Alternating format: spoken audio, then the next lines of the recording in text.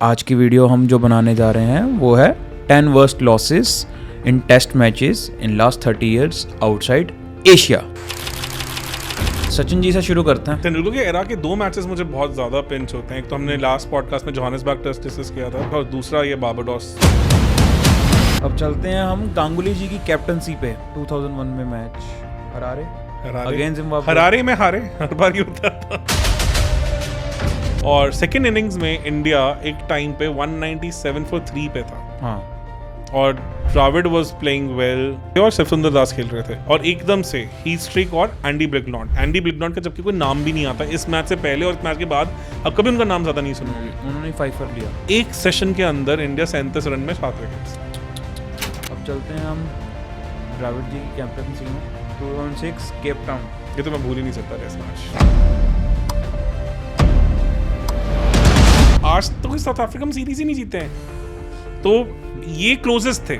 Second innings में out of nowhere Dinesh Karthik की जगह सहवाग ओपन करने आ गए। जिन ओपनर्स ने फर्स्ट इनिंग्स में 150 की पार्टनरशिप की उन ओपनर्स को हम ओपन ही नहीं करवा रहे। क्या लॉजिकल है ये मैं आज तक नहीं समझ पाया इस मैच में हुआ क्या। चलते हैं अब हमारे favourite test captain Dhoni ji पे। Yes 2014 Auckland test. ये तो इंडिया की आइकॉनिक टेस्ट विक्ट्री होती है और इंडिया को 400 का टारगेट मिला, 407-8 का टारगेट। और इंडिया अलग ही लेवल पे खेली। इंडिया 222 पे 2 पे थी, मतलब 180 रन रह गए हैं। आपके पास 8 विकेट हाथ में, विकेट फ्लैट हो चुकी है। तो फ्लैट कंडीशंस में एकदम से इंडिया भी फ्लैट हो गई। समझ नहीं आया क्यों। तो इंडिया 40 रन से टेस्ट मैच हारी। हम चलते हैं अब इंडिया के one of the best red ball के कैप्टन कोहली साहब। मैं इसमें ये चीज़ देख के हैरान हो रहा हूँ कि इसमें आपने उनके 4 मैच करे, पर एट द सेम टाइम इसकी थ्योरी ये भी क्योंकि Kohli is known for winning games, है ना। He went for the victories. He always went for the victories. Last match इस वीडियो का वो है 2022 बर्मिंघम टेस्ट। ये बुमराह की कैप्टनसी थी। Okay. India was horrible as always. तब तक कोहली फॉर्म खत्म हो चुकी थी। 90 for 5 हो गया था इंडिया, 97 for 5। वही एंडरसन इंडिया से खेला नहीं गया। Anderson took a 5 wicket haul. But then केम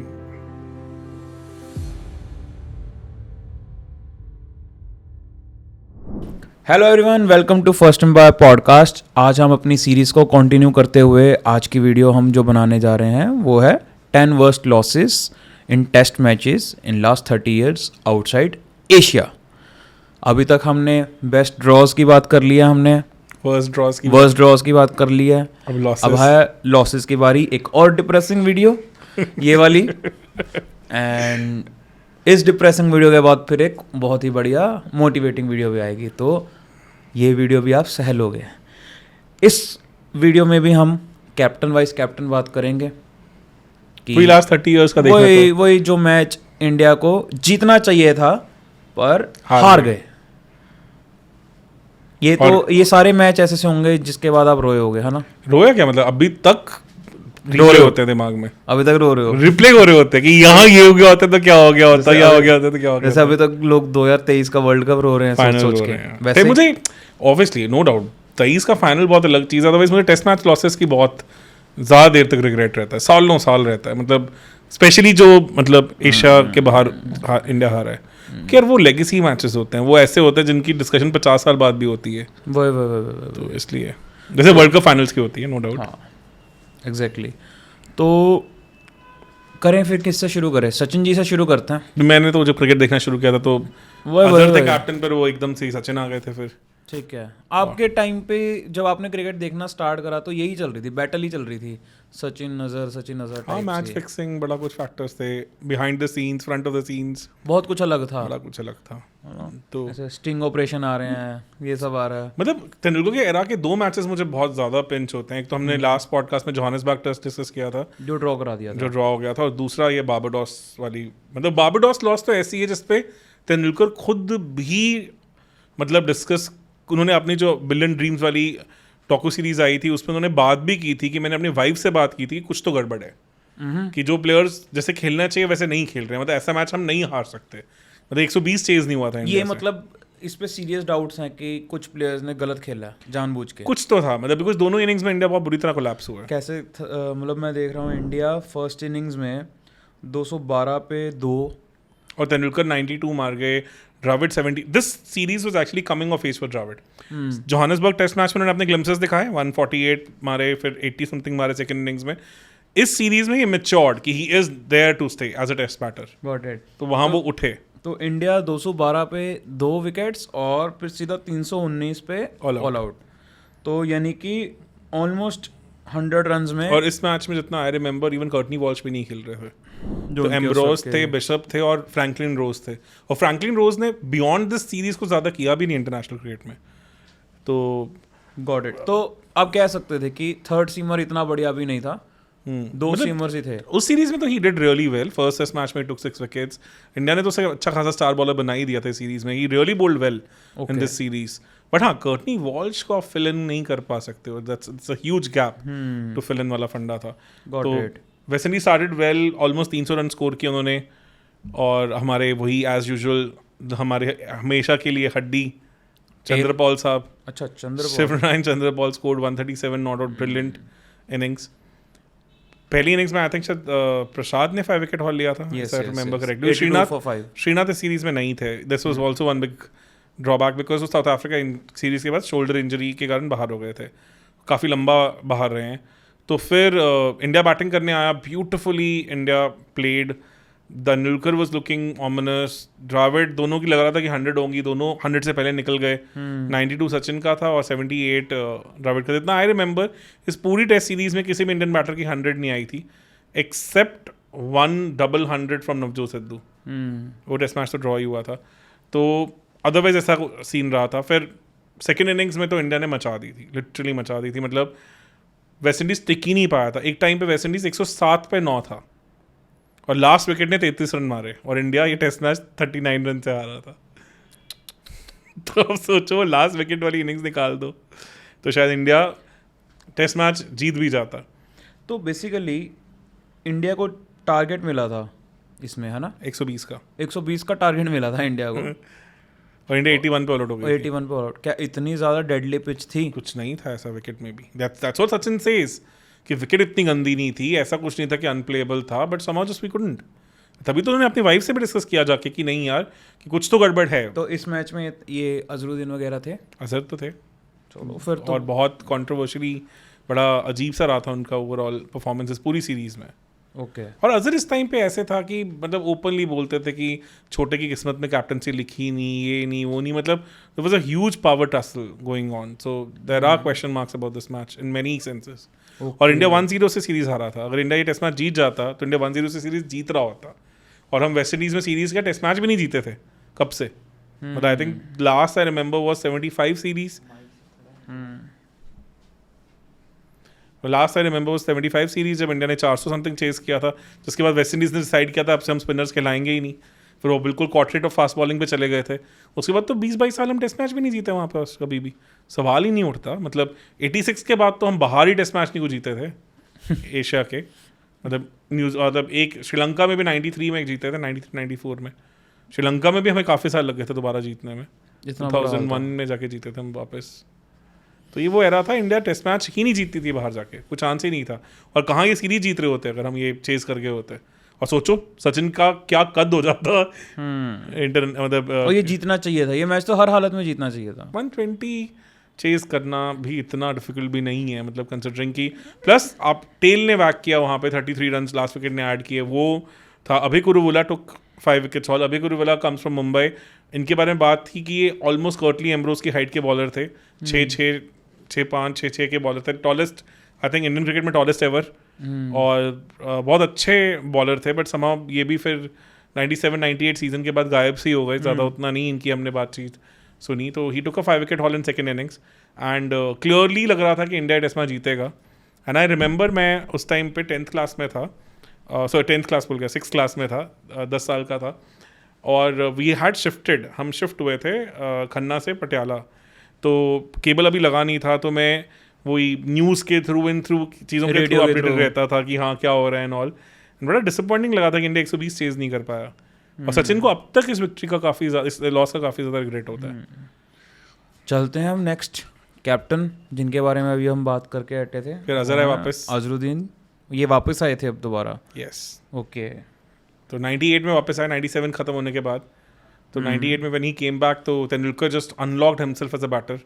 उन्होंने पहले इंडिपेंडेंस कप में इतना मारा वहाँ पे ढाका में कि जहाँ पे रवि शास्त्री के बड़ा फेमस वीडियो है कि what did you have for your breakfast, जब उन्होंने 95 स्कोर किया था पाकिस्तान के अगेंस्ट, सिंगल हैंडेडली मैचेस जीत रहे थे। फिर ऑस्ट्रेलिया जब इंडिया आई तो पीटा, मतलब he was in form of his life. तो जब हरारे इंडिया मैच खेलने गई तो इट वॉज एक्सपेक्टेड कि शायद ये इंडिया की एक ओवरसीज पहली विक्ट्री आ रही है।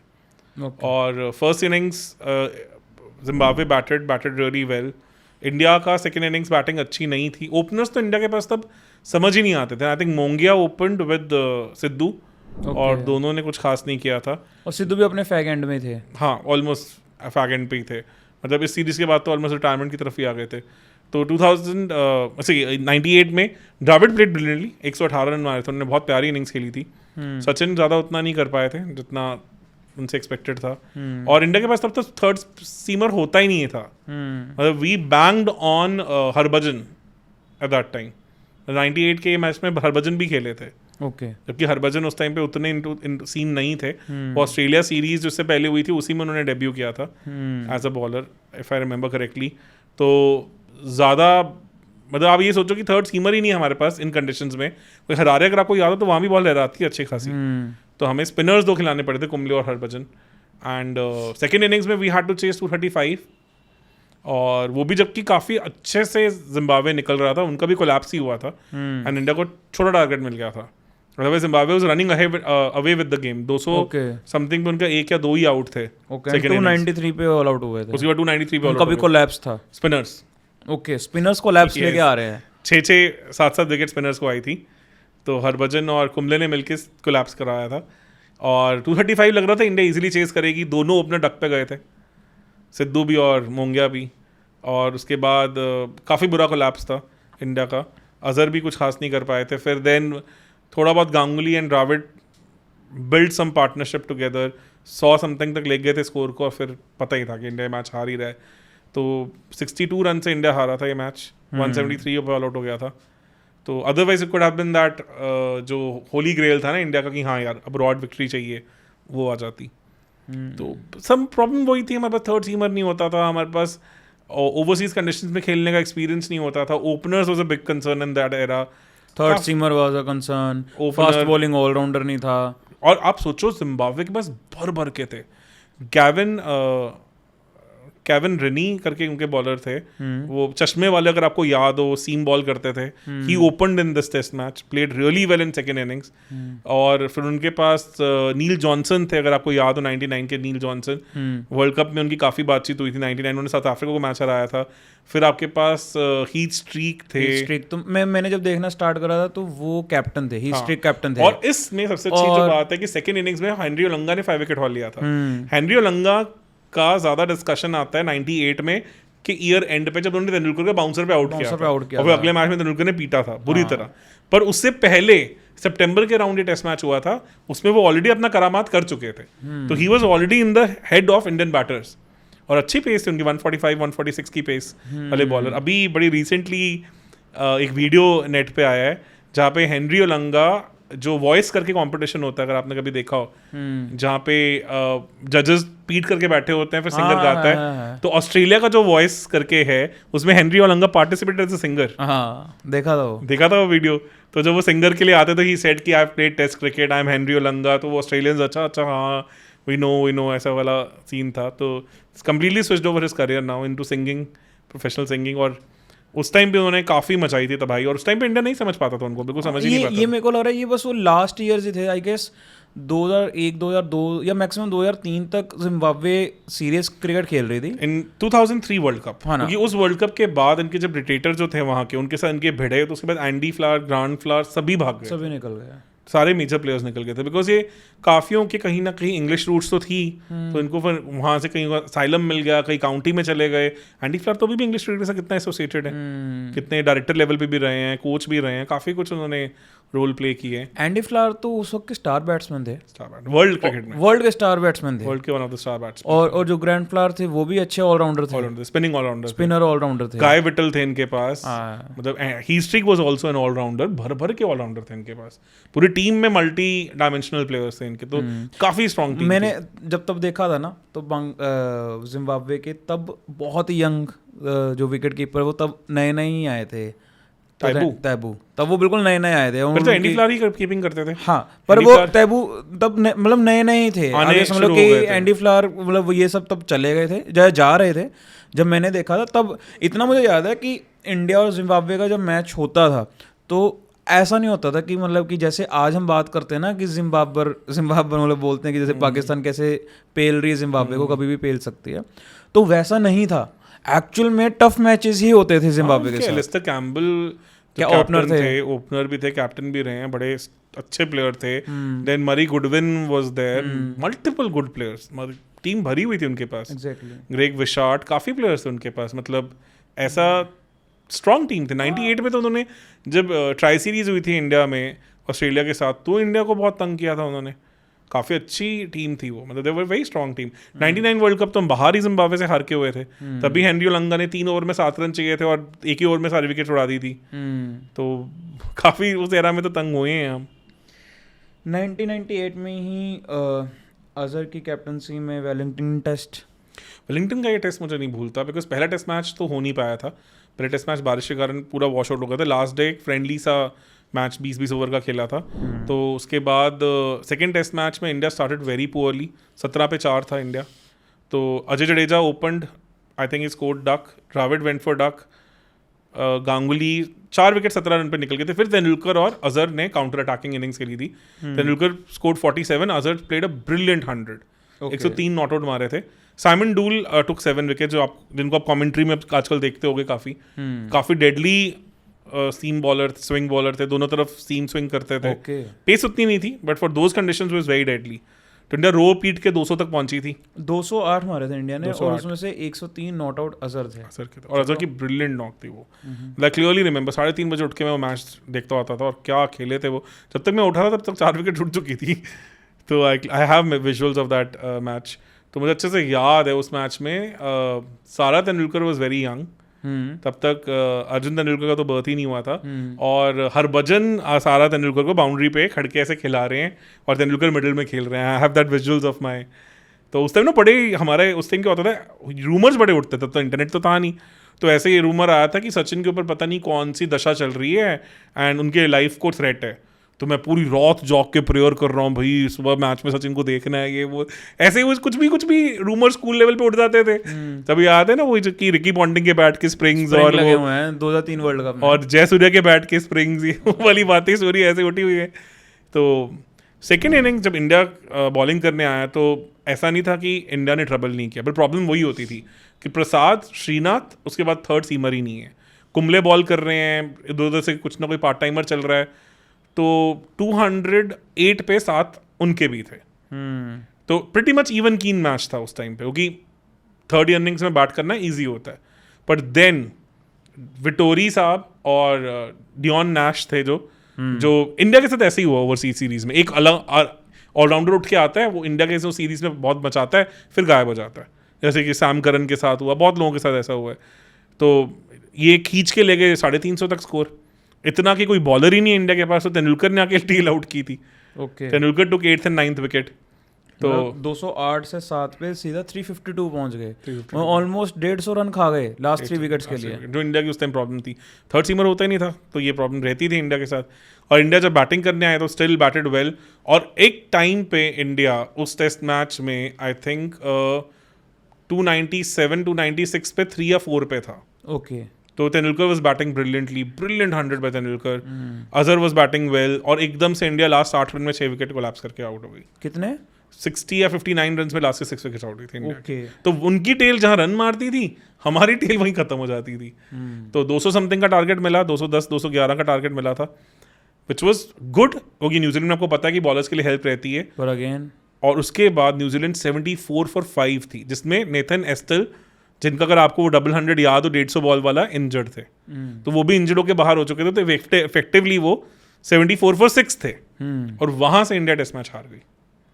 उसके बाद मैकमिलन आ गए, क्रेग मैकमिलन, और इंडिया को हमेशा दुखी करने वाले क्रिस केन्स, दोनों अड़ गए, ऑलमोस्ट खींच के ले गए 140 की पार्टनरशिप। क्या बात है। तो इंडिया के पास आप सोचो ना, ओपनिंग स्पेल अच्छा हुआ, सीमर्स थक गए, क्योंकि प्रॉब्लम क्या होती है ना सेना कंट्रीज में एंड ऑल में, क्योंकि सेना कंट्रीज में रिवर्स स्विंग उतनी नहीं मिलती है, तो आपके पास सेकंड थर्ड स्पेल में आके उस एनर्जी से बॉल करने का स्कोप ही नहीं होता, बॉल भी मर चुकी होती है, तो you need fresh bowlers in that patch. तो आपको थर्ड फोर्थ सीमर चाहिए होते हैं उन कंडीशन में अच्छा करने के लिए। और इनके पास तो थर्ड सीमर भी नहीं था, होता ही नहीं था, दूर ही बात है। थर्ड तो कभी भी नहीं रहा इंडिया के पास, फोर्थ तो मतलब हम लग्जरी अब देख पा रहे हैं जाके। तो वो एरा में यही था, तो अनिल कुंबले बेचारे इकलौते लगे हुए हैं, पहली इनिंग्स में भी वही ले रहे हैं, सेकंड इनिंग में वही कर रहे हैं। तो और ये test match obviously 74 for 6 effective के बाद जब सिर्फ 4 विकेट जिसमें मेजॉरिटी टेल रह गई है, you should have won that match, and that too on the final day of the test match, जहाँ अब हेल्प भी है स्पिनर्स के और मतलब बॉलर्स के लिए अच्छी खासी। उस टाइम पे क्रिस केन्स का भी बहुत दबदबा होता था, मतलब इंडिया के अगेंस्ट तो ज्यादा, और मतलब इंडिया के चैंपियंस ट्रॉफी 2000 का फाइनल, वहाँ भी यही सेम सिचुएशन से जितवाया था उन्होंने, जीतता हुआ मैच इंडिया हार गई थी, सेम कहानी यहाँ हुई थी। तो क्रिस केन्स तो उस वक्त मतलब एक हिटर की तरह माने जाते थे, एज अ बैट्समैन भी हिटर थे, प्रॉपर बैट्समैन थे, मतलब वही मतलब एक गेम चेंजर थे वो, सॉलिड ऑलराउंडर, मतलब आपके आज के स्टोक्स कह लो या फ्लिंटॉफ कह लो, उस लेवल के ऑलराउंडर थे, not like Imran Khan legendary level, Kapil Dev level नहीं पहुंच पाए, बट स्टिल। हाँ, और 99 की सीरीज है जहाँ उन्होंने मोहाली में रिवर्स स्विंग से कितना तंग किया था, जो तेंदुलकर का बड़ा फेमस वीडियो है कि मुझे और राहुल द्रविड़ को समझ नहीं आया, तुमने बैट रखना शुरू कर दिया था किस तरफ सीम है स्विंग है, तो रिवर्स स्विंग के भी चैंपियन थे वो, तो बहुत टैलेंटेड है।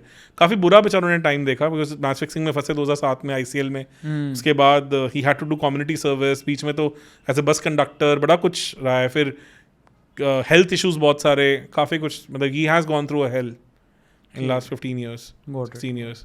चलो काफ़ी डिप्रेसिंग बात हो रही है, इससे हम आगे बढ़ते हैं। ऑलरेडी इतना डिप्रेसिंग पॉडकास्ट कर रहे हैं हम, मैच जीते जिताए हार रहे हैं हम। अब चलते हैं हम गांगुली जी की कैप्टनसी पे। गांगुली जी का 2001 में match Harare against Zimbabwe, Harare में हारे, हर बार ही होता था।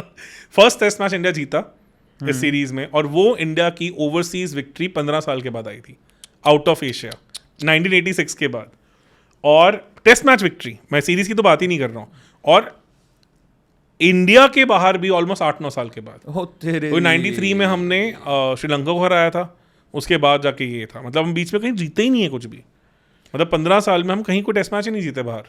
और ये वो टाइम था जब तेंदुलकर का पीक चल रहा था, मतलब तेंदुलकर के पीक में हम टेस्ट मैचेस जीते ही नहीं है बाहर, क्योंकि कोई और सपोर्ट करने के लिए नहीं था ना, बॉलर्स भी खत्म क्योंकि थर्ड सीमर नहीं, और बैट्समैन तो कोई था ही नहीं। वो तो द्रविड़ बेसिकली 2001 के बाद उठने शुरू हुए हैं, वो after that what he did in that Kolkata test, फिर लक्ष्मण भी जुड़ गए, गांगुली नो डाउट तब तक उतने अच्छे प्लेयर नहीं रहे, फिर सहवाग भी आ गए इंडिया में, उसके बाद तो इंडिया फॉर्मिडेबल बैटिंग यूनिट बन गया, और फिर धीरे धीरे जहीर खान ये सब भी आने शुरू हुए। तो इस टेस्ट मैच में तो इंडिया, सेकेंड टेस्ट मैच में इंडिया बहुत इजीली जीता हुआ टेस्ट मैच, जीता हुआ तो नहीं कहूँगा, मतलब एटलीस्ट इजीली जीतना चाहिए था, बिकॉज इंडिया ने बैटिंग फर्स्ट की थी, I think around 280 something India scored, उसके बाद सेकेंड इनिंग में थोड़ी सी लीड कंसीड की, और Heath Streak took wickets in first innings also. इस सीरीज में शिव सुंदर दास ने 4 इनिंग्स में स्कोर किया था। फर्स्ट टेस्ट मैच में वो मैन ऑफ द मैच थे, सेकेंड टेस्ट मैच की फर्स्ट इनिंग्स में ही स्कोर्ड 57, जिसमें Dravid also did well, Dravid की 68 थे, इनके 57 थे, और he Streak took wickets, I think he Streak ने 3 विकेट्स ली थी, बाकी सबको कुछ कुछ विकेट्स मिली थी। फिर जब बॉलिंग करने आए इंडिया ने, तो इंडिया ने थोड़ी सी लीड कंसीड की थी, ज़्यादा नहीं, उसमें Harbhajan I think took some wickets, नहीं सिग्निफिकेंट ही थी वैसे, लीड 80 रन की थी। हाँ, मतलब ऐसा नहीं था कि बिल्कुल मैच खत्म ही हो गया था, कंसिडरिंग कि मतलब फिर भी मैच में वापस आने का स्कोप था उसमें। और सेकेंड इनिंग्स में इंडिया एक टाइम पे 197 for 3 पे था, हाँ, और Dravid was playing well, Dravid out हो चुके थे, I think Sachin was playing well, Sachin या द्रविड़ में से एक थे, और शिव सुंदर दास खेल रहे थे। शिव सुंदर दास 70 पे थे, और द्रविड़ भी आई थिंक सचिन 69, सचिन तो आउट हो गए थे 150 समथिंग पे, आई थिंक उनका विकेट गिरा था थर्ड, और उसके बाद 197 for 3 India was doing brilliantly well. और एकदम से हीट स्ट्रिक और एंडी ब्लिगनॉट का जबकि कोई नाम भी नहीं आता इस मैच से पहले और इस मैच के बाद, अब कभी उनका नाम ज़्यादा नहीं सुनोगे। उन्होंने 5 for लिया एक सेशन के अंदर इंडिया 37 रन में 7 विकेट्स। न्यू बॉल आई, सेकेंड न्यू बॉल, और इंडिया खत्म। India could not do anything in front of the second new ball. मुझे अच्छे से याद है, हेमंत बदानी, टेल, एक एक ऐसे प्लेयर जा रहे हैं, कुछ समझ ही नहीं आ रहा क्या हो रहा है। और बहुत ही मतलब ऑर्डिनरी क्रिकेट। 37 for 7 से इंडिया, और कितनी साल वो बात होती रही है कि एक सेशन में हुआ था ये फर्स्ट मॉर्निंग सेशन में, कि एक सेशन में इंडिया जीता और टेस्ट मैच हार गया। मतलब तब तक इंडिया 120 रन से अहेड था। इंडिया के 100-150 रन भी और मार देता तो इंडिया इजीली वो टेस्ट मैच जीत जाता, क्योंकि इतना इजी नहीं है जिम्बाब्वे में चेस करना, बिकॉज बॉल लहराती है। और इंडिया ने हल्की सी मूवमेंट हुई नहीं और इंडिया एक सेशन में धराशायी होगी। तो जबकि Dravid used to come at number 6, 4 down आते थे उस टाइम पे, क्योंकि ईडन गार्डन के मैच के बाद, और Laxman used to come 1 down. But इस सीरीज के बाद वो चेंज हुआ था, because Laxman just played pretty 20-30 knocks, ऐसे वाले उनका वगैरह चल रहा था। आते थे, बैंग बैंग मारते थे और एक केयरलेस शॉट खेल के आउट हो जाते थे। तो then again Dravid was brought back to number 3। तो ये मैच तो ऐसा था कि हम ईजिली 2-0 से सीरीज जीत रहे होते और हम 1-1 करा के आ गए। 1-1 करा के आ रहे हैं। अभी ये सोचो कि एशिया के बाद हम जाके फिर सीरीज जीते 2006 में वेस्ट इंडीज़ में, और जिम्बाब्वे में तो मेरे ख्याल से टेस्ट मैच हुए नहीं उसके बाद से, क्योंकि अब तो इंडिया टेस्ट मैच वहाँ खेलती ही नहीं है। तो इतना इस मैच का इतना ज़्यादा फर्क है कि तो बिल्कुल मतलब एक सेशन में हमने पूरा ख़त्म कर दिया था काम। मतलब मैं ये नोटिस कर रहा हूँ कि भाई कि छोटी छोटी टीमें भी कितना परेशान करती थी हमें टेस्ट में। मतलब जिम्बाब्वे मतलब परेशान कर रही है, तो ऑस्ट्रेलिया, इंग्लैंड ये तो खोल के ही रख देते होंगे ना। हाँ, तभी तो इस एरा में के बाद हम कभी भी वॉक ओवर्स नहीं रहे हैं बाहर, पुश ओवर्स नहीं रहे हैं। I would say the only time that happened was जब वो धोनी की कैप्टनसी में हम 8-0 हारे हैं, 4 इंग्लैंड में, 4 ऑस्ट्रेलिया में। अदरवाइज हमने हमेशा बाहर जाके कम्पीट किया। मतलब ये वो टाइम था जब हम फ्रेम होने लग गए थे उस डायरेक्शन में। तभी ये सीरीज में बहुत इंपॉर्टेंस देता हूँ कि ये 2-0 जीतते तो शायद हमारा कॉन्फिडेंस और ऊपर होता, हम कुछ और मैचेस में भी पुश कर जाते एक्स्ट्रा। एग्जैक्टली। अब चलते हैं हम द्रविड जी की कैप्टनसी में 2006 केप टाउन। ये तो मैं भूल ही नहीं सकता टेस्ट मैच, बड़ा फेमस सीरीज। अब सारे मैचेस को यही बोल रहे हो, ये तो मैं भूल ही नहीं सकता। अरे ये तो आज तक तो साउथ अफ्रीका में सीरीज ही नहीं जीते हैं, तो ये क्लोजेस्ट थे। मैं 2021 से भी ज़्यादा इसे वेटेज देता हूँ, क्योंकि फर्स्ट बैटिंग 150 की ओपनिंग पार्टनरशिप, क्योंकि Sehwag was horrible in this series. Sehwag इस सीरीज के बाद तो ड्रॉप ही हो गए थे। ये वो सीरीज है जिसमें गांगुली वापस आए थे और ऐड आई थी वो, कहीं दादा को भूल तो नहीं गए हो। तो he made a come back with this series in Indian team और played brilliantly. India first test match जीता, दूसरा हारा, तीसरे में इंडिया 150 की ओपनिंग पार्टनरशिप, वसीम जाफर का ब्रिलियंट 116, दिनेश कार्तिक ने ओपन किया था इसमें, तो he was made the makeshift opener, did very well. India 200 पे 1 था, उसके बाद 395 पे 5 था, और उसके बाद इंडिया 414 पे ऑल आउट हुआ था। लास्ट 5 विकेट 19 रन पे गई थी हमारी, बिल्कुल ऐसे टेल तो ऐसी थी हमारी, ऐसे साफ। उसके बाद हमने अच्छी खासी लीड भी ली फर्स्ट इनिंग्स में, 40-45 रन की लीड हमें आई थी फर्स्ट इनिंग्स में। सेकेंड इनिंग्स में out of nowhere Dinesh Karthik की जगह सहवाग ओपन करने आ गए, जो कि नंबर 6 पे खेल रहे थे फर्स्ट इनिंग्स में। Sehwag was completely out of form, scored 40 in 50 balls, और हमें लगा अब तो फॉर्म में आ गए तो हम इनको ओपन करा देते हैं। जिन ओपनर्स ने फर्स्ट इनिंग्स में 150 की पार्टनरशिप की, उन ओपनर्स को हम ओपन ही नहीं करवा रहे। क्या लॉजिकल है ये मैं आज तक नहीं समझ पाया ना इस मैच में हुआ क्या। सहवाग आए, 2-3 रन पे आउट हो गए, जाफर भी जल्दी निकल गए, और एकदम से इंडिया प्रेशर में। फिर Ganguly and Dravid started playing brilliantly, 90 तक खींच के चले गए। गांगुली बहुत ही स्टूपिड सा शॉट खेल के ऑफ साइड रीजन में आउट हुए थे, जैसे उस एरा में होते थे। 90 for 3 थे इंडिया के 30 ओवर्स में। उसके बाद आए वापस तेंदुलकर और द्रविड खेलने। तेंदुलकर वॉज डिमोटेड, 2 डाउन की जगह 3 डाउन आए थे। I don't know what happened, maybe he didn't like that, maybe there were some dressing room issues, क्या था, बिकॉज कुछ तो हुआ था behind the scenes which we don't know. Because Greg Chappell अपनी चलाते थे, बिकॉज सहवाग को ओपन करा देना, maybe wanted to make a statement या क्या नहीं था, तेंदुलकर को 2 डाउन की जगह 3 डाउन भेजना, I don't know. Dravid and Tendulkar just went into their shell, टुक टुक टुक टुक टुक टुक कर करके उन्होंने इतना ज़्यादा प्रेशर बिल्ड कर दिया, ना रन मारे और साथ में आउट भी हो गया, और उसके बाद इंडिया 169 पर रैप अप हो गई। ओके, 169 जबकि इजीली हम अगर 250 भी मार जाते उस इनिंग्स में तो टेस्ट मैच हमारा था और सीरीज हमारी थी। और उस एरा में साउथ अफ्रीका को हराना उनके घर में कोई मजाक नहीं था। वो फिल विद स्टार्स। पोलॉक के 15 ओवर में 24 रन आए थे, तो डेल स्टेल ने 4 विकेट दी थी 7 ओवर में 30 रन पे। काफ़ी ज़्यादा मतलब इस चीज़ का मुझे पिंच होता है। 200 समथिंग का टारगेट था, वो तो पता ही था कि, और बॉलर भी नहीं हमारे पास थे ज़्यादा। श्रीशांत तब तक थोड़े ख़त्म हो चुके, ठंडे हो चुके थे। मुनाफ जस्ट आए थे अभी सेटअप में।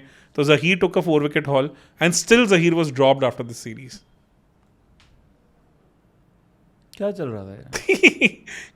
आप बस उसमें बात ही मत करो कि क्या हुआ। चैपल भाई साहब की हरकतें बहुत बहुत कुछ हुआ है इस सीरीज में, तो बड़ा अजीब सा कहानी हुई है। मतलब मुझे आज तक कभी समझ नहीं आया। और दिनेश कार्तिक नंबर 6 पे आए और उन्होंने 38 रन मारे नॉट आउट 48 बॉल्स में, अच्छा जिनको आइडली ओपन करना चाहिए था उसमें। तो मतलब कुछ भी अपने हिसाब से कहानी चली है इस मैच में। म्यूजिकल चेयर्स खेली है इसमें तो। और जीता हुआ टेस्ट मैच, जीती हुई सीरीज रैप अप की और प्लेटर पे दे दी साउथ अफ्रीका को। साउथ अफ्रीका भी सोच रहे होंगे यार क्या मज़ेदार चीज़ है। स्टेन उस टाइम पे नए थे सीन पे, डिविलियर्स नए थे, बहुत सारी चीज़ें थी। मतलब ये बनता था, ये तो क्लियरली सीरीज विन थी, जीती हुई ऑन प्लेटर। और ये आज तक नहीं हो पाया। आज तक नहीं हो पाया और अब पता नहीं कब होएगा। साउथ अफ्रीका में लगता ही नहीं 3 टेस्ट मैच सीरीज भी कभी होएगी, क्योंकि ऐसा क्यों है? टेस्ट मैच को उतना क्रेज नहीं रहा यार। तो उनको होता T20 ज़्यादा करवा लो, वनडे ज़्यादा करा लो, एटलीस्ट कुछ रेवेन्यू तो आए, पैसे तो आए। अब तो 2 टेस्ट मैच सीरीज रो के हुआ करेंगी। और वैसे भी जब इंडिया जाती है साउथ अफ्रीका उसके जस्ट बाद SA20 शुरू हो जाता है, तो उनके पास वैसी अब विंडो नहीं बचेगी। तो अब तो आप मान के चलो कि 2 टेस्ट मैच सीरीज ही हो रही है वहाँ पे। अब चलते हैं अब हमारे favourite test captain Dhoni ji पे। यस, 2014 ऑकलैंड टेस्ट, ये तो मेरी मेमोरी में भी है। ये तो इंडिया की आइकॉनिक टेस्ट विक्ट्री होती, क्योंकि पहली इनिंग्स में 30 for 3 था न्यूजीलैंड, और उसके बाद विलियमसन और मैकलम अड़ गए, 250 तक स्कोर ले गए, और उसके बाद फिर कॉरी एंडरसन भी आके मार गए। ऐसे ही होता था इंडिया का। 30 for 3 के बाद जहां को डोमिनेट करना है एक पार्टनरशिप होती थी लंबी सी, और इंडिया टेस्ट मैच दे देता था। तो 503 रन मार के, और उसमें मैकलम साहब ने 100 मारा, हमारे केन विलियमसन ने 100 मारी, कॉरी एंडरसन ने 70-80 मारे, और ईशांत शर्मा टुक 6 विकेट हॉल, 6 for 150 या 120 ऐसा कुछ लिया था उन्होंने। और शमी, जहीर खान और Ishant Sharma, we had a good fast bowling unit. और इस पर थर्ड पेसर भी था हमारे पास फाइनली, दो Shami was raw but still. Zaheer Khan तो उस टाइम तक लेजेंडरी बॉलर बन ही चुके थे, ऑलमोस्ट करियर का ख़त्म होने वाला था उनका। तो सेकेंड इनिंग्स में इंडिया 200 पे all out, Rohit Sharma scored 72, और इंडिया तीनों फास्ट बॉलर्स ने इंडिया को दुखी किया था। बोल्ट ने भी, साउदी ने भी, और वैगनर ने भी। तो ये वही एरा है जो इन तीनों की मोनोपोली शुरू हुई थी। तो क्लियरली इंडिया 300 रन से पीछे फॉलो ऑन नहीं दिया, न्यूजीलैंड बैटिंग करने आ गई, 100 पे ऑल आउट हो गई। उसमें भी लास्ट विकेट में 24 रन मारे थे, तो 81 for 9 थी वो। और इंडिया को 400 का टारगेट मिला, 407-8 का टारगेट, और इंडिया अलग ही लेवल पे खेली। मतलब उसमें Dhawan played brilliantly, Kohli played brilliantly. India 222 पे 2 पे थी, और 408 का टारगेट, 408 मतलब 180 रन रह गए हैं।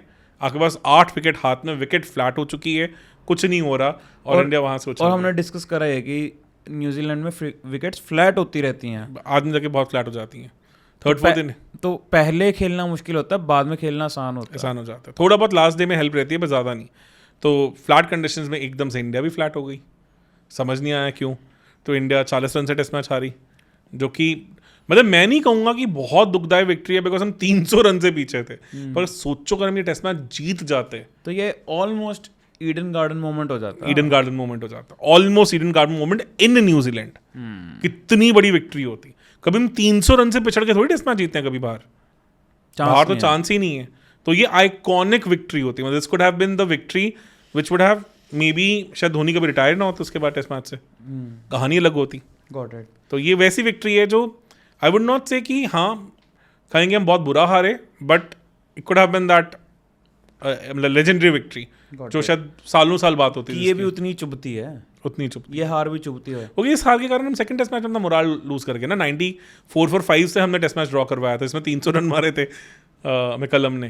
तो वो माइंडसेट बन जाता है ना यार कि फिर शुरू हो गया ये वाली सीरीज में तो मैकलम अलग ही बीस्ट थे, अलग ही चल रहे थे। अगर मैच और होते तो एक मेरे को लग रहा है डबल सेंचुरी भी मार ली, ट्रिपल सेंचुरी भी मार ली। ट्रिपल मारी थी ना इन्होंने? हाँ ट्रिपल मारी थी। तो ये तो 400 भी मार देते, एक आधा टेस्ट मैच और देते इनको। उस वक्त तो मेरे को याद है वो अनप्लेएबल हो गए थे, मतलब बेसिकली कि इनको तुम जो मर्जी कराओ। 15 वर्ल्ड कप इसके बाद ही तो हुआ है, क्या क्या उठा मारे हैं उन्होंने।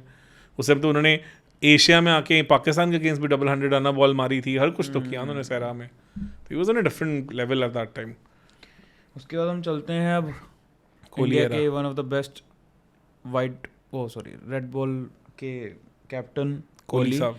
अब मैं इसमें ये चीज़ देख के हैरान हो रहा हूँ कि इसमें आपने उनके 4 मैच करे हैं, पर एट द सेम टाइम इसकी थ्योरी एक ये भी, क्योंकि Kohli is known for winning games, है ना, he went for the victories, he always went for the victories. तो ये तो उनके जो काफी 4 सारे ड्रॉबैक्स भी दिखते हैं लॉसेस में, हम्म। करेंगे डिस्कस। तो पहले हम स्टार्ट करते हैं उनके बिल्कुल शुरुआती मैचेस में। Adelaide test 2014। Dhoni was supposed to be the captain in this test match, but he pulled out due to some injury या क्या पता नहीं, बिकॉज इसी सीरीज के मिड में वो रिटायर हो गए थे। तो साहा आए उनकी जगह, और नाउ धोनी और साहा में अगर आप स्किल की बात करें इन टर्म्स ऑफ बैटिंग, बहुत ज़्यादा सिग्निफिकेंट डिफरेंस था। बट सबसे बड़ा कॉन्ट्रोवर्शियल डिसीजन था करण शर्मा को नहीं खिलाया। खिलाया करण शर्मा। अच्छा हाँ, याद है मेरे को कि सबने यही बात बोली थी कि he is not ready for test cricket, और वो भी एटलीस्ट इस फ्लैट कंडीशंस में खिलाया condition में। As an X factor.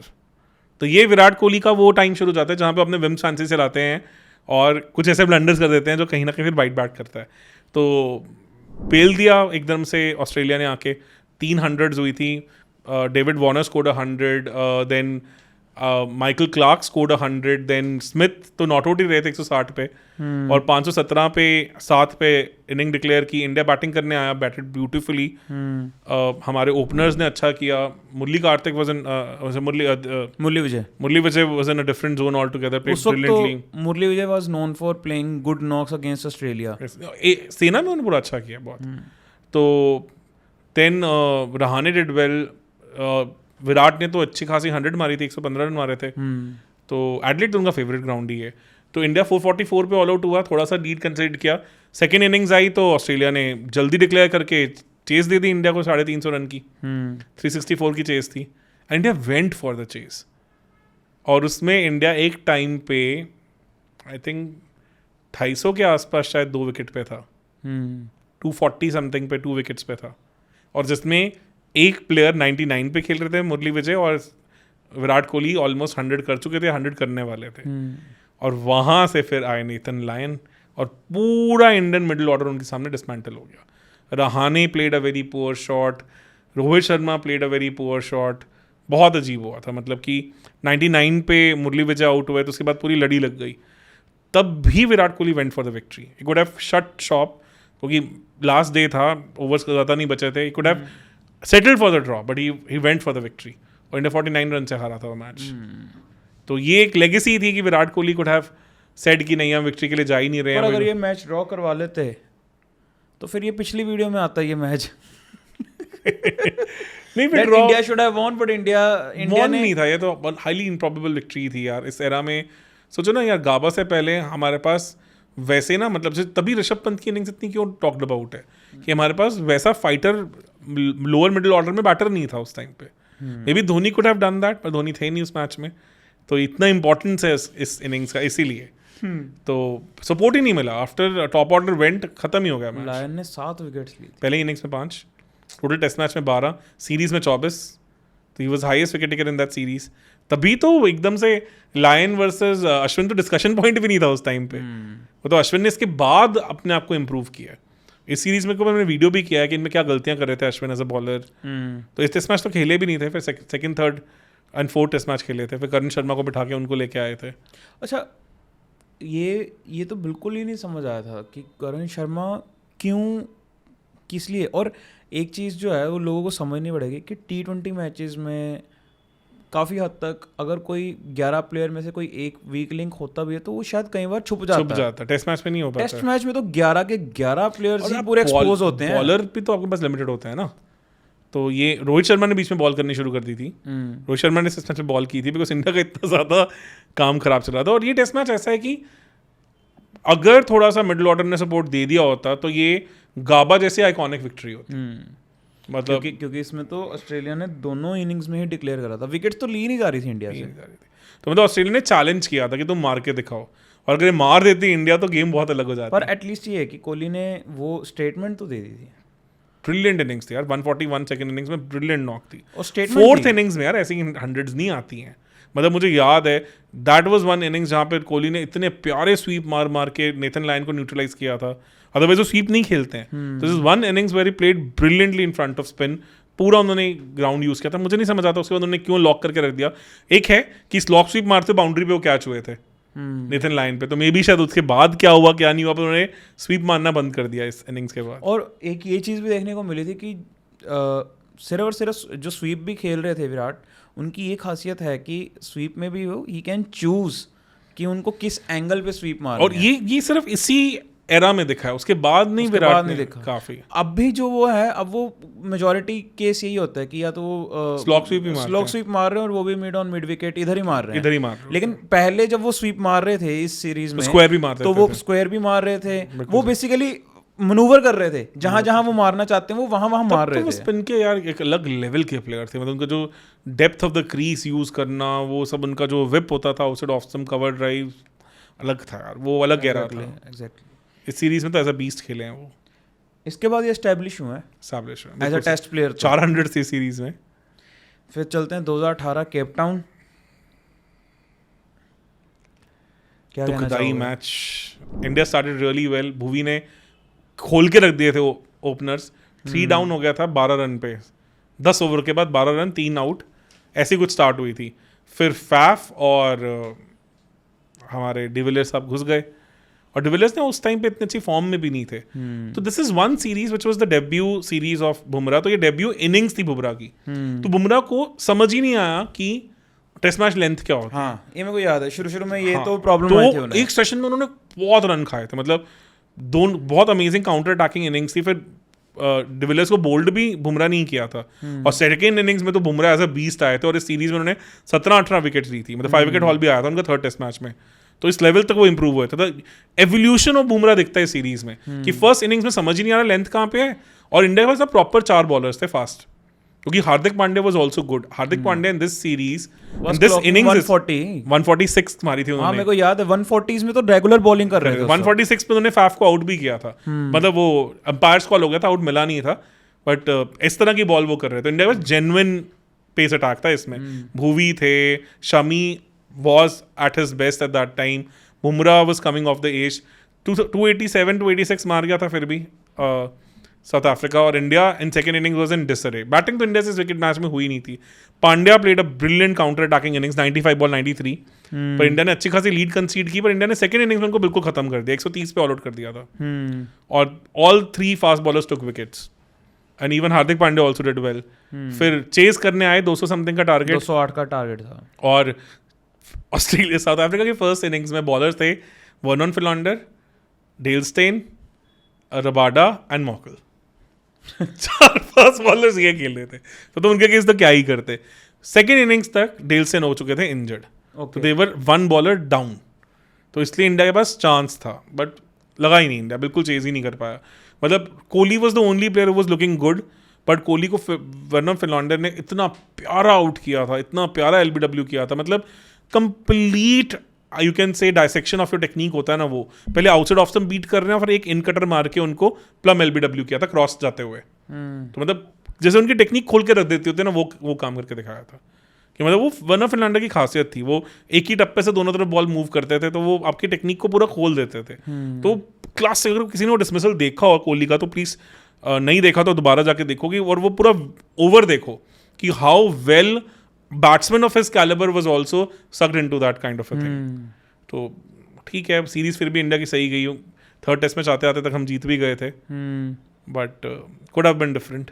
Exactly similar सा ऐसे ही बर्मिंघम में हुआ था 2018 में, सेम। ऑस्ट्रेलिया जाने से पहले इंडिया इंग्लैंड गई, फर्स्ट इनिंग्स में बैट करते हुए काफ़ी अच्छा चल रहे थे, 220 समथिंग पे 2 या 3 ही आउट थे इंग्लैंड के। तो उसके बाद जो रूट 80 रन पे रन आउट हो गए, तो वो फेमस माइक ड्रॉप मोमेंट आता है। जो रूट ने से पहले वनडे सीरीज जीतने में तो बैट गिरा था ऐसे माइक ड्रॉप मोमेंट की तरह, तो उसको मिमिक किया था विराट कोहली ने, तो उनकी आपस के बीच में एक टसल चल रही थी। तो उसके बाद अश्विन घुस गए और शमी घुस गए। एक्चुअली एक उस टाइम पे ना इस एरा में ये ज़रूर होता था कि अगर जैसे इंडिया अगर कहीं पीछे रह रही है मैच में तो एक मोमेंट ये क्रिएट किया जाता था। यही चीज बेसिकली धोनी की कैप्टनसी में जब हम बात करते हैं मिसिंग थी कि वो मैजिक मोमेंट क्रिएट नहीं हो पाते थे, और कहीं ना कहीं कोहली कहीं ना कहीं उस सेंटर प्ले का पार्ट होते थे। एंड ये मोमेंट क्रिएट जब हो जाता था और एग्जीक्यूट हो जाता था उसके बाद इंडिया करते थे डोमिनेट, तो चढ़ जाते थे कि अब Kohli used to basically intimidate people. ये हमने रिसेंटली अगर रिसेंटली मैं बोलूं जैसे वो मैच था अपना, ये अब इंडिया के टीम के डीएनए में आ चुका है। जैसे वो जो एक T20 मैच था जिसमें लिटन दास बहुत बढ़िया खेल रहे थे, बारिश आ गई थी, फिर वो रन आउट हुए थे 2022 वर्ल्ड कप में। तो उस मैच में सेम यही हुआ था, हारे पड़े थे हम, बिल्कुल सही, पर वो एक रन आउट और उसके बाद इंडिया खा गई, बिल्कुल सही। और ये मतलब माइक ड्रॉप मोमेंट के बाद अश्विन टुक 4 विकेट हॉल, देन शमी टुक 3 विकेट हॉल, 286 287 पे ऑल आउट कर दिया। बैटिंग करने आए, ओपनर्स वर ब्रिलियंटली प्लेइंग, एकदम से सैम करन आए और 3 विकेट छोड़ गई इंडिया की ऐसी। और इस टेस्ट मैच में पुजारा नहीं खिलाए गए थे। और अच्छा इसमें मेरे को ये याद है कि ये पूरी जब सीरीज में जब सैम करन जब बॉलिंग करने आ रहे थे तो नहीं लग रहे थे डेडली इतने, और विकेट ले जाते थे, पर विकेट ले जाते थे। ऐसा लग रहा था कि कितनी ऐसा ढीली सी गेंद छोड़ रहे हैं, मरी सी बॉल आ रही है, और ये भी पता है कि ये आनी भी इसी लेंथ पे है, एक ही लेंथ पे बार बार वो बॉल कराई। और मैं ये हैरान था कि तब भी इंडिया उनको अटैक करने के चक्कर में एलबीडब्ल्यू हो रही है, बोल्ड हो रहे हैं, हाँ स्लिप में कैच हो रहे हैं, कुछ भी हो रहा था यार। मतलब नो डाउट इतनी मरी गेंद पहुंच रही थी ना, उनकी पेस ही नहीं था, हाइट भी कम, पेस भी कम, but obviously English conditions and plus swing bowler हैं वो भी। तो इंडिया बहुत बढ़िया खेल सकती थी। मेरे को लग रहा है कहीं ना कहीं सैम करन को हल्के में ले लिया था यार।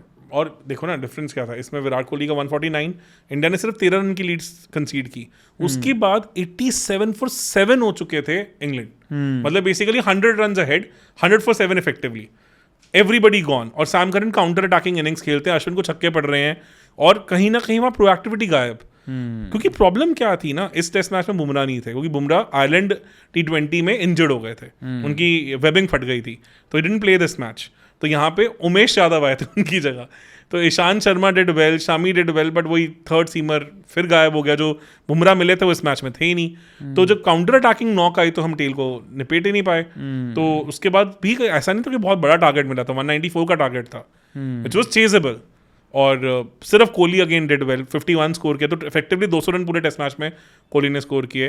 फिर से सेम डिसमिसल जैसे वर्नर फर्नांडर ने आउट किया था, सेम तरह का एलबीडब्ल्यू सेटअप किया था स्टोक्स ने, सेम आउटसाइड ऑफ स्टंप, एक इंडकर और कोहली क्रॉस जाते हुए एलबीडब्ल्यू, सेम एग्जैक्ट डिसमिसल।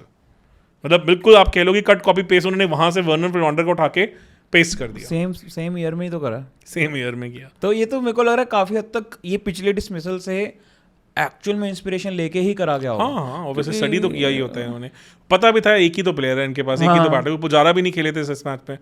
तो पुजारा जबकि उससे पिछले टेस्ट मैच में जोहानिसबर्ग में काफी अच्छा खेल के आ रहे थे, बट समाओ ये विराट कोहली की यही कहानी रही है कि उन्होंने टीम कॉम्बिनेशंस क्या रखे हैं, क्यों रखे हैं, किसी को समझ नहीं आए। तो मैच जीतना चाहिए था, इंडिया बड़े क्लोज मार्जिन से हारा था, 30-31 रन से हारा था। पिंच होता है, काफ़ी ज़्यादा फील होता है, मतलब सीरीज अलग होती अगर इंडिया के मैच जीत जाता। एग्जैक्टली। और लास्ट मैच इस वीडियो का वो है 2022 बर्मिंघम टेस्ट। क्या रहा? ये कोहली की कैप्टनसी नहीं थी, ये बुमराह की कैप्टनसी थी। ओके क्योंकि सीरीज में पहले टेस्ट मैच 4, फिर कोविड के चक्कर में 5th टेस्ट मैच हुआ नहीं था, अगले साल शिफ्ट हुआ था। तो तब तक रोहित शर्मा कैप्टन बन चुके थे, तो रोहित शर्मा ये टेस्ट मैच खेले नहीं थे, तो उसमें फिर बुमराह कैप्टन आए थे। India was horrible as always. तब तक कोहली फॉर्म खत्म हो चुकी थी, 90 for 5 हो गया था इंडिया, 97 for 5। वही एंडरसन इंडिया से खेला नहीं गया, Anderson took a 5 wicket haul, but then came Rishabh Pant, 111 ball में 146 रन। अगर वो चौका, जिसमें जो रूट की बॉल पे वो आउट हुए थे स्लिप में, अगर वो चौका लग जाता तो फास्टेस्ट 150 एवर होती टेस्ट मैच में। Jadeja also played brilliantly, counter attacking 104, और इंडिया ने अच्छा स्कोर किया था, काफी अच्छा, 416। और फर्स्ट इनिंग्स में इंग्लैंड भी 80 पे 5 थी। अच्छा। और फिर उसके बाद तीली लगा दी कोहली साहब ने जॉनी बेस्टो को, स्लेज कर करके तुझसे तो बॉल नहीं खेली आ रही, ऐसे वाले मोमेंट्स। वो हो गया साइक। और इस विकेट पे क्या था कि न्यू बॉल हेल्प करती है, उसके बाद खत्म, फ्लैट कंडीशंस। उसने मोहम्मद सिराज और शार्दुल ठाकुर के धागे खोल दिए, कुत्तों की तरह मारा, रन अ बॉल 100, और वो कहीं ना कहीं फिर भी एक फाइटिंग टोटल तक ले गए, जबकि इंडिया के पास तब भी अच्छी खासी 130 रन की लीड थी। 130 रन की लीड काफी बड़ी लीड होती है। इंडिया बैटिंग सेकंड करने जाता है, was doing really well, 190 something पे इंडिया के 4 आउट, फिर इंडिया के 60 रन में 6 विकेट, या 50 रन या 55 रन ऐसी में इंडिया की 6 विकेट, 245 पे ऑल आउट हो गए, 245 पे ऑल आउट हो गए। मतलब माइंडलेस क्रिकेट, ऐसा नहीं है कि बॉल मूव कर रही है, कुछ कर रही है, फ्लैट कंडीशंस, अजीब अजीब शॉट्स।